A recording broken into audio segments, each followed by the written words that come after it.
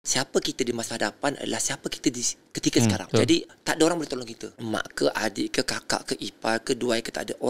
Aku tak kisah orang nak hina aku. Orang tak tahu aku keluar TV 30,000. Orang tak tahu aku spend iklan 2 juta. Orang tak tahu.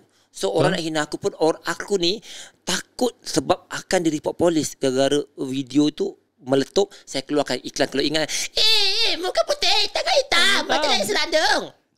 Krim tu saya jual lebih daripada 500,000 botol dalam masa 2 bulan. 3 bulan. Laku. Waktu tu fenomena.